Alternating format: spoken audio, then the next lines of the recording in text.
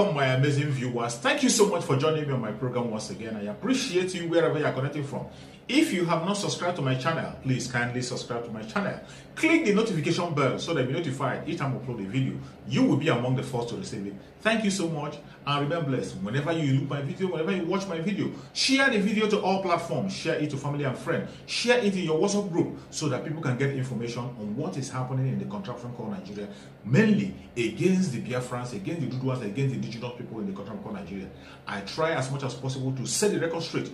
I don't preach hate speech. I don't speak against people. I set the record straight. The only important thing I do here is to make sure that the plight of the people remains on the front burner and the world will know the true story of what is going on in the contraption called Nigeria. As significant events in Christendom, and several clergymen, in Nigeria have been speaking on the state of the nation, and one of them is Bishop Kuka. Yesterday, he spoke extensively about the state of the nation and how the current democratic dispensation has fared. And according to him, Nigeria is broken under the Buhari-led administration. Let's get your reaction. Do you agree with him? Well, let me start by wishing all Nigerians, especially the Christian faithfuls, a happy Easter. And take time also to call on the management of Sterling Bank to do the needful. Yesterday, they diminished and mocked the essence of the resurrection of Jesus Christ by an advertorial or a message they sent out, a card, where they likened such an important experience in Christendom to the agege bread. And Sterling Bank issued an Easter message that says Christ has risen just like agege bread. That diminishes the essence, and they must tender a reserved apology to Christians across the world. That said, Father Kuka is to be expected. The only issue by Father Kuka again, he has become one of the most consistent voices of reason in our country. Despite umbrage taken by government at every time Father Kuka, Bishop Kuka has spoken, calling the attention of governments to his incompetencies and its failure to live up to its constitutional role, especially the role of securing life and property. Government would ordinarily react and call him out and take umbrage. Whereas every time he speaks, you would find that either he speaks before or after. You have Northern Elders Forum, Marewa Consultative. Everybody, now nobody can run away from the fact that Nigeria is genuinely broken. Nigeria is on a precipice. Insecurity is pervasive. Hunger is pervasive. Our education sector is damaged. So as much as, in fact, Bishop Kuka even said, who is to speak, who hasn't spoken? Government acts as though they are hard of hearing, or they just do not care about what we are saying.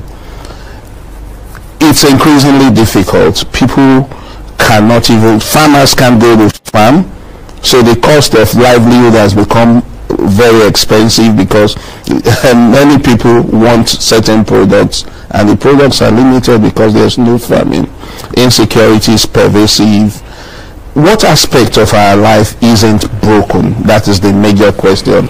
And unfortunately, government officials have now concentrated on looking for how to gain political traction ahead of 2023 election, and as such, governance seem to have taken a back seat. So I align myself with Bishop Kuka's sermon and presentation, because on all fours you cannot fault any aspect of his statements or his position. So I align myself with it. And all right, let's find out if Chris Wandu, where Chris Wandu is aligning to, if he's also, I'm sure he's also going to align with the statement from Bishop Kuka. Good morning, Chris Wandu.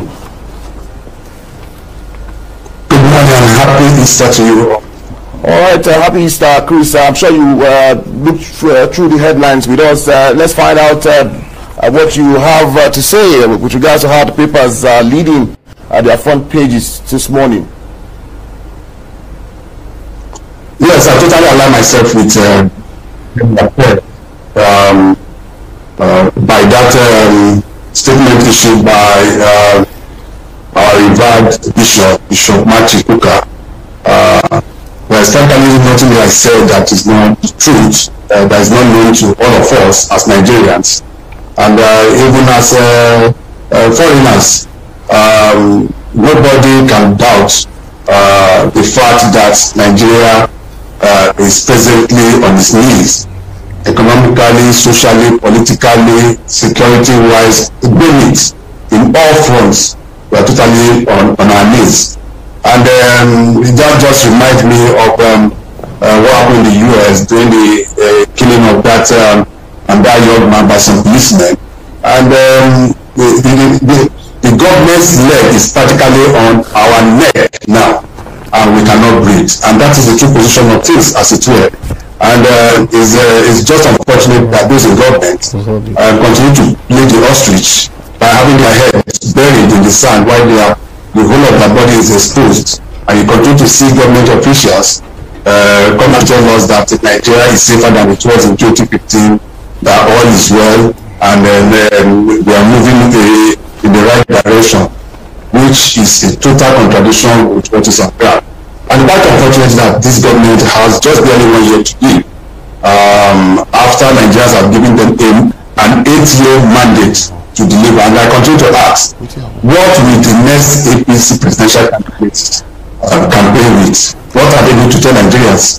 Because all promises that were made in 2015, practically none, and I repeat, none, have been fulfilled. Is it the one about insecurity? Is it the one about electricity? Is it unemployment or economy? Or even the idea of fusing us together and making us feel as Nigerians? We are more divided now than we were in 2015. And those are the things that the revered Bishop said. And we cannot fault what he has said. And I hope that the government will just look at the messenger, not just the messenger, and continue to do the needful. As of this morning, we still have about close to 172 Nigerians that we are practically picked up while they were traveling between Kaduna and Abuja. And nothing has been done to release them.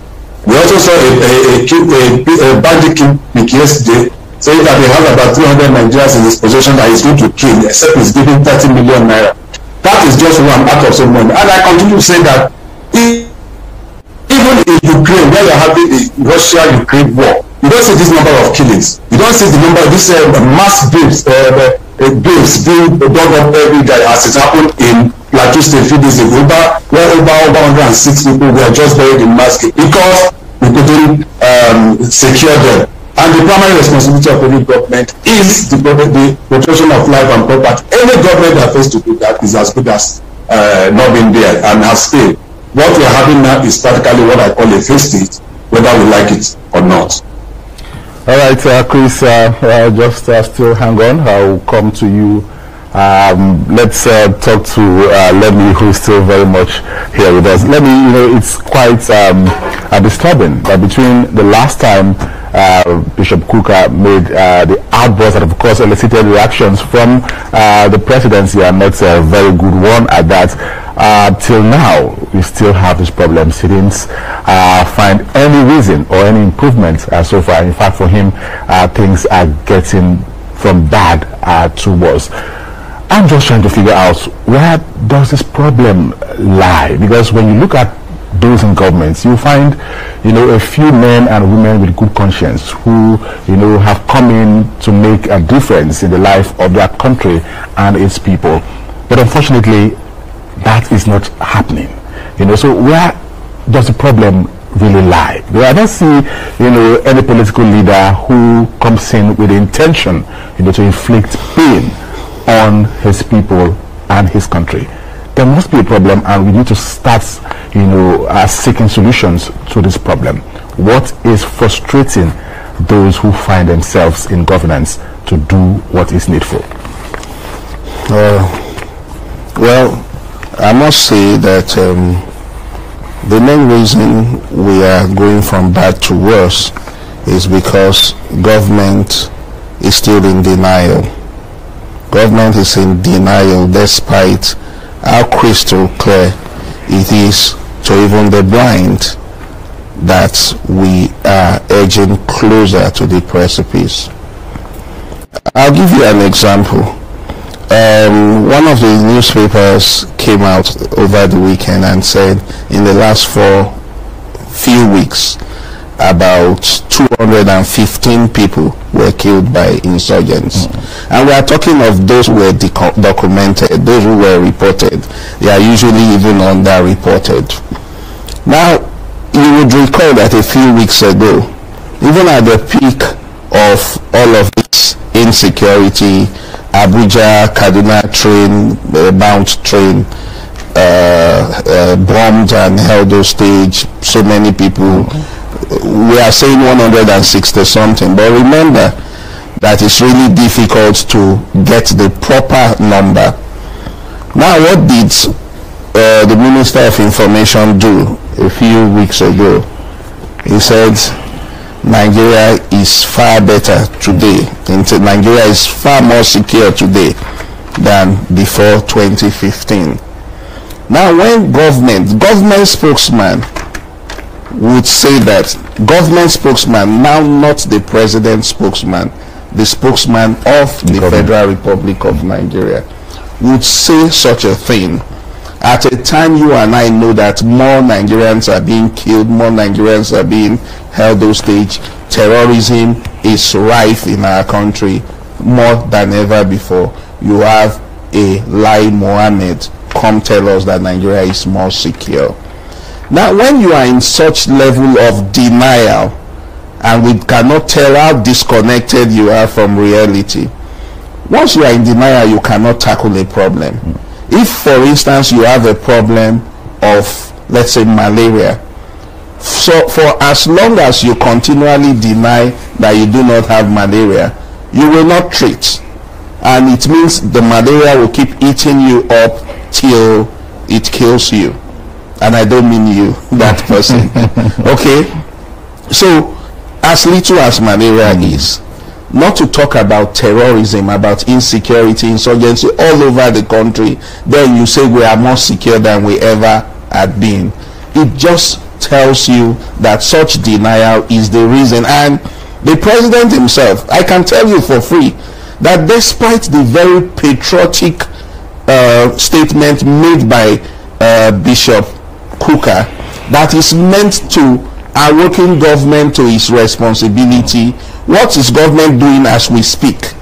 Government is busy with its spin masters, its spin doctors, preparing for a response to a statement instead of a call to action. That statement is a call to action.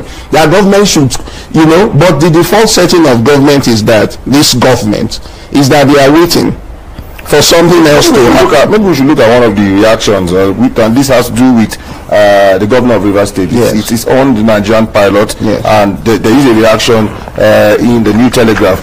The front page of the Nigerian pilot has a story: Wike mocks APC, says banditry are dividend of democracy to Nigeria. In the New Telegraph, the story of government slamming Wike, saying that his criticism is not justified, and regarding the issue of Dariye Nyame pardon, there is a response from Garba Shehu. That's where you had that in quotes, it's Bolkaja politics. Bolkaja politics. For you, the response to the criticism by the governor of Nyesom Wike over banditry and the issue of Dariye and Nyame, the federal government is saying a representative from Rivers State did not attend the Council of State meeting, or did not stay true, even though there was a report that the deputy governor appeared, but her screen went off. Okay, one, Wike should also update his lexicon to know that they are not bandits, they are terrorists. So instead of saying banditry, I would update him by saying terrorism is a major dividend of this democracy. So Wike is even charitable to them by being euphemistic, using banditry instead of terrorism. Two, it is not a surprise. The default setting of this government, and that's the reason they've not been able to address any of the promises they made that brought them into power in 2015. The default setting is to deny and attack patriots of Nigerians who criticize. And you see, the truth of the matter is that nobody even sets out to criticize. But you must call a spade a spade. If a situation is bad and you admit to the fact that it is bad, of course it then amounts to everybody feeling you are criticizing. So perhaps again, government should begin to understand that there's a difference between a critique and criticism. We are not out to seek to look for the bad spots, but government needs to give us one aspect of our lives that we can celebrate about. Even sports that we would celebrate ordinarily, that at least that brings us together, we are always having a bad run. So they must leave that default setting alone. The idea of saying forget even the messenger, no. The person of Bishop Kuka is somebody of honor that you should even also pay attention to. Then the message itself, government, rather than today going to attack Bishop Kuka, government should settle down, look at the issues as raised, and see if they can attend to. If they cannot, they should be honest enough to tell us as a people. All right, let's go to Chris now. Of course, Chris, Nigerians, as you have seen, have been speaking up on the states of the nation. But at this point, we should be seeking solutions to our various problems. Nigerians have an opportunity to make a choice or make choices that will, of course, have serious implications on the socio-economic life of the country in the next 4 years and beyond, when they have another opportunity again to go to the polls in 2023 to elect a new set of leaders. Do you think citizens are prepared for this task? Do you think Nigerians are mature enough, Nigerians are ripe enough to understand the dynamics of the kind of choices they make? Are Nigerians really prepared? Chris, let's get your rounding, let's have you get your concluding remarks as we round off newspaper review this morning. It's between 6 and half a dozen, and I don't see any drastic change. It's the same set of people. You see the way they move. If they don't get what they want in PDP, they move to APC. And if they're not getting what they want in APC, they move back to PDP. So it's the same circle of people that we're just receiving until we have a total change on how we elect our leaders, or give the people that the right opportunity to prepare, the right people to prepare. We'll continue to have this set of people. Look at everybody that is justly for the presidency now, either in the APC or PDP. They are people that have been there since 1999, and the question you ask yourself, what are they bringing to the table? What new are they bringing to the table? Until we're able to give people that have the vision, they have the mission, and have the capacity to be able to turn things around, I don't see anything changing in 2023. We'll still elect one of them, and this vicious circle will continue. And that is why we say that what we need is now what I call political revolution. Not a revolution in the sense of what other people say, but a political revolution where we have to sort of deviate from the norms, from what we've always had, a radical one that will see new set of leaders being elected. But the question you ask yourself, will they be given the opportunity? Of course, they will not be given the opportunity in either PDP or APC. And the another question would have been, or the answer would have been, what are the alternatives? Will we have a third force? Will they move to another political party? If they do, the opportunity for them to also have the opportunity to get elected will be difficult. How do you get the best when you ask each presidential candidate to buy a nomination for 40 million? How many young Nigerians, vibrant Nigerians with ideas can be able to afford that? Even when they get to the parties, you see that they will. So I don't say we're ready to, but the fact is that we can only shine our eyes when we are.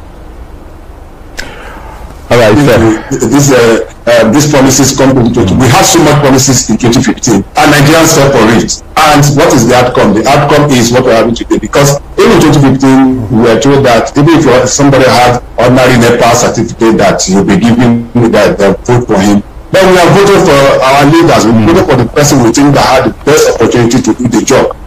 But he has failed totally and abysmally. All right, thank you. All front. I would rather say that come 2023, Nigerians should look at opportunity and choose the best out of what we have, because we have the option. We're not going to get. If you bring, it's not possible for us to import people from outside, from the United States or an American.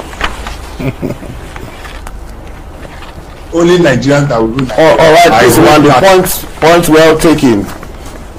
Many thanks indeed. Your point well taken. I heard the word "shine your eye" coming from you this morning. I think we need to actually shine our eyes, BBL, and ensure that whoever is coming in 2023, promises and can fulfill. Of course, a big thank you to you, Chris Wandu, for joining us on Paper Review this morning, and of course to Lemi Rebe. Thank you so much for your thoughts. We'll continue the chicken discussion later. Let's do turkey. Turkey, okay. All right, we'll continue our conversation on the State of the Nation. Yeah, State of the Nation is our first discussion this morning. We also have one of, call him a vocal Nigerian who speaks truth to power, although his voice is very calm. But when you want to hear some truth, you can't hear it from the Catholic Archbishop Emeritus of Abuja, John Cardinal Onaikan. He is with us in the studio this morning, and we'll be looking at the issues regarding the state of the nation, several issues to discuss. We've heard Bishop Kuka speak. Let's hear what the Archbishop Emeritus John Cardinal Onaikan has in his mind. I see that there's a lot that he wants to say. My mind tells me that, and I know that if you stay with us, you will hear from the Archbishop this morning. Kakaki, the African Voice, returns in a bit. Thank you for the rejections that taught me to keep striving. Thank you for the long hours that taught me discipline.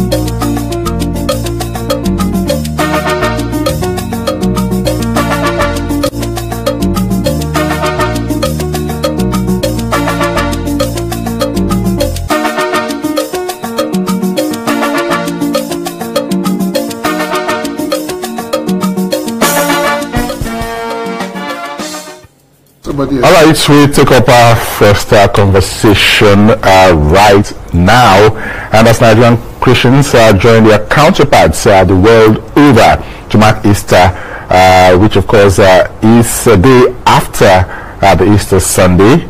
It is a celebration of the resurrection of the Lord Jesus Christ 3 days after his death on the cross of Calvary. This celebration is coming at a time when Nigeria is at a crossroad, especially on issues bordering on insecurity. Terrorists are killing and kidnapping people almost on a daily basis. But while the people are groaning, politicians are at the moment jostling to become candidates of their various political parties.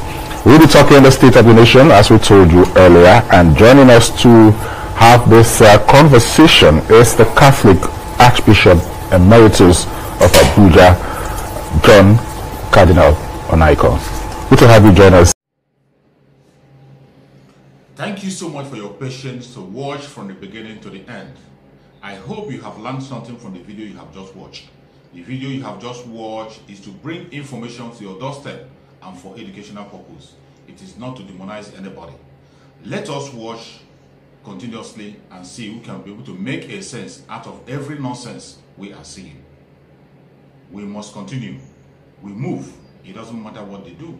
It doesn't matter what they say. They will kill us. We will kill them. At the end of the day, Biafra is here. Thank you for watching. If you have not subscribed to the channel, please kindly subscribe to the channel. Click the notification bell so that you're notified each time I upload a video. You will be among the first to receive it. Thank you and remain blessed. Bye-bye. See you again.